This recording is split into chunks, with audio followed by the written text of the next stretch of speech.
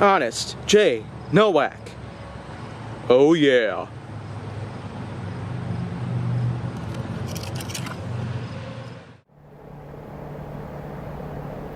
A pleasure to meet y'all at last, and welcome back to Honest J. Nowak.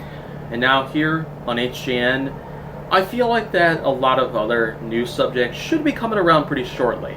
So please stay tuned if you are in fact willing to stick around and just, well, keep a lookout for other HJN related topics that I might end up talking about in the future.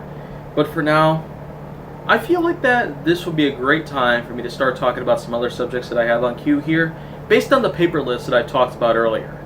So right now, let's get on into some more, and I want to go ahead and start talking about scratch-off tickets, because I've actually gotten a lot to say about those. Scratch-off tickets. Basically, the lottery tickets of the same type that we've recognized for the last several decades. They were simply put little pieces of paper with scratchable surface glaze of some sorts. I don't really know what it's supposed to be, what kind of material it is, but anyways, you grab a metal object, such as a coin. Any coin would do, but many of us would prefer using something with a rigid edge, such as a quarter. And then, of course, it's all up to random chance, based on a 1 in 100,000 or 1 in 1 million. Basically, odds that are almost completely impossible to beat. But nevertheless, I've played a lot of scratch-off tickets. Some were winners, not so big ones, that is. But many of them were not at all winners. They were complete total losers. And I don't really blame them. I mean, with odds that are that extreme, it's no wonder why we can't really beat the lottery like that. We can hardly ever get winnings of any sorts. Though I do recall $55 was probably the highest amount of money that I was able to win in the Wisconsin lottery. That's it. $55.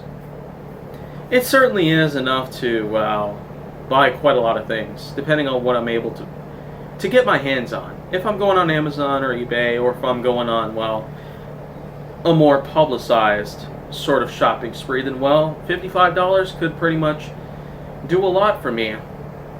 But in terms of anything else, I mean, $55 is almost nothing. Of course, that is because we're always trying to find out which is the big winner here. But you know what? In order to successfully beat such large odds like those, you'd have to buy so many tickets that you'd have to put out a second mortgage on your home, or you'd have to, well, do a lot of extremes. I mean, if people are that extreme with that kind of stuff, then, well, I mean, I don't even know what's going on here. Some sort of addiction would spawn. You could probably check out my episode on addictions, in which I talked a lot about my personal experiences with a few things here and there, but also a lot of other things. But anyways, one last thing that I might as well say about scratch-off tickets is that, well, there's a huge variety of them. A lot of gas stations, department stores, and many other places throughout this entire country, they have a lot to offer. Tons of different demographics and lots of different types of, well, designs. And not to mention the prize range can be really high or really low depending on how much money you're willing to spend on a single ticket.